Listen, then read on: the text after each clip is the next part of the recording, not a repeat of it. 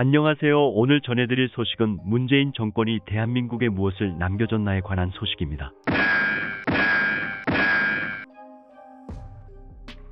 세계 무대로 진출해야 한다. 문재앙이 중국에 금호 타이어를 내주었다. 미국의 특허권도 함께 국민 의료 보험 수천억도 중국인들에게 제공했다. 전투기가 빗속에서도 미끄러지지 않는 타이어 제조법을 금호 타이어가 갖고 있다. 타이어 뱅크가 사겠다고 한 것을 거부하고 더 많은 돈을 대출해주고 중국에 바친 것이다. 중공 시진핑이 그것으로 만족 못하자 원전으로 적자폭이 커지게 만든 한전을 넘겨주려고 했다. 이에 국민들의 반발이 너무 심하자 국민 혈세를 수십조 원 들여 만든 새만금을 중국의 기업들에게 몰래 넘겨준 것이다. 한번 만들어 놓으면 해마다 수천억씩의 국민 세금이 중국으로 넘어가게 된 것이다. 전라도에 세운 풍력 태양광들 거의 중국인 손에 넘어갔다. 무서운 문재인과 더듬어 간첩당들이 한 일은 기가 막히게 국가를 몰락시키는 일들이다. 신안군이라는 작은 시골에 48조 세금을 쏟아 부었는데 여기에 태양광 풍력 발전을 만들어 중국인들이 다 가져갈 것이라고 한다. 토지까지도 그래서 태양광과 풍력을 만드는 중국 자금들이 10%만 투자를 해도 다 넘겨갈 수 있는 것이다. 무서운 일들이다. 남해안의 그 많은 섬과 바닷가의 염전에 중국인들이 태양광과 풍력을 만든다. 그리고 중국의 더러운 소금을 들여온다. 중국처럼 토지를 빌려주는 것도 아니고 수년 후에는 김영삼 제갈 대중이 내어준 제주도처럼 대한민국은 중국인의 나라가 될 것이다. 자동차 한 대 팔면 탄소 배출권 비용을 예치하고 기름 1리터당 세금이 60에서 70%가 되는데 이런 돈을 모두 중국인들이 가져가는 것이다. REC 값이라고 탄소 배출을 줄여줬다고 말이다. 지금도 우리 세금이 중국인들 의료보험으로 1년에 수천억씩 나가고 있다. 좌파들이 이렇게 섞인 나라를 기를 쓰고 살려내는 윤석열 대통령을 잡고 흔드는 더듬당과 이재명, 돈벌이 급급한 변희재, 김어준 같은 유튜버들의 말만 듣고 세뇌된 무지무식한 인간들이 많이 있다.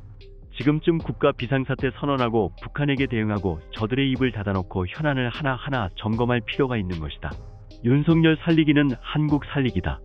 조국 대한민국이 내일이 없는 나라, 바람 앞에 촛불 같은 나라가 된 지 오래되었다. 죄 많고 잔인하고 비현실적인 좌파들이 뻔뻔한 거짓말로 나라를 훔치려 하고 있다. 이번에 또 나라를 빼앗기면 한국인은 좌파 독재자의 말 잘 듣는 노리게 극좌 인민주의 정권의 노예로 전락할 것이다. 윤석열은 자유와 시장과 약자의 수호자. 윤석열은 정권교체, 정치교체, 시대교체의 주인공. 윤석열은 부동산과 세금, 일자리와 교육 문제를 상식적이고 공정하며 정의롭게 풀어내는 해결사. 윤석열은 2030 청년들의 아픔을 가장 가까이서 듣고 현실적으로 치유하는 대통령. 윤석열이 위기에 처했다. 윤석열이 무너지면 나라도 망한다. 좌파들의 나라는 도적과 범죄자의 소굴이 될 것이다. 나라를 살리기 위해 윤석열을 살리자. 한국은 위기가 닥치면 민간에서 의병이 일어났다. 전국 방방곡곡에서 각자가 의병이 되자. 좌파들에게 나라를 빼앗겨 천추의 한을 남길 수는 없지 않은가. 1000만 명 의병이 걸기하자. 윤석열을 살려 한국을 살리고 내가 살자. 1000만 명 의병 운동은 마른 들판의 불길처럼 타오를 것이다. 이번 소식을 듣고 777 선언문을 1인당 7명에게 문자로 전파한다. 전국 곳곳에서 민간인 의병운동본부를 발기한다. 1000만 명 윤석열 의병은 정치교체 시대교체 대업을 계속 수행한다. 읽고 보내면 당신이 바로 애국 국민입니다. 많은 사람들에게 전파해 주시길 바랍니다. 멸공. 이에 관해 문재인 정부의 화려한 업적. 첫 번째, 옵티머스 라임 디스커버리 펀드 사태. 펀드 운용 경험이 없는 인간들이 정치권 백으로 모펀드를 운영해 수조 원대 피해를 낸 사건이다. 옵티머스 대표와 만난 임종석, 이낙연 이낙연 보좌관은 뇌물 받은 거 걸렸었다. 출입국 관리소에서 이혁진 대표가 도망가던 날 출국 금지 풀어주고 이혁진은 민주당 선거 운동했다.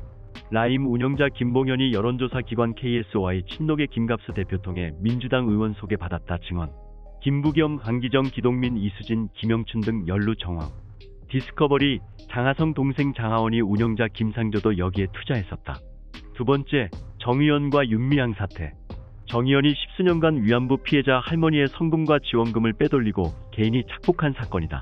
문재인이 자신의 친구 송호철을 한자리 주기 위해 당내 경선 경쟁자 인동호를 협박 회유해서 포기시키고 단독 출마 상대 후보인 김기현은 낙선시키기 위해 경찰 수사 지시. 임종석을 비롯한 청와대와 경찰 간부의 선거 협의 기록 증언 모두 남아있었다. 네 번째, 월성 원전 보고서 조작 사건이다. 원전 조기 폐쇄를 위해 경제성 조작 및 자료 폐기했다.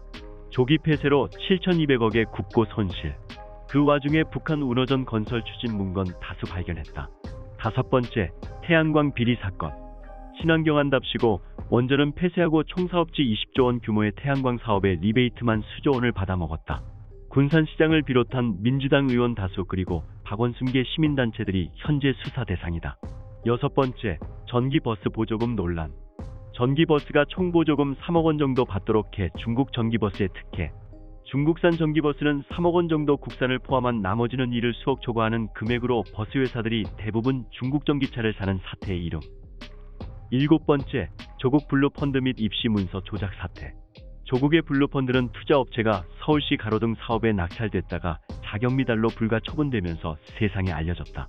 조국 부부가 딸 편입을 위해 논문 및 인턴 서류 직접 조작 대법원 정경심 실형 확정.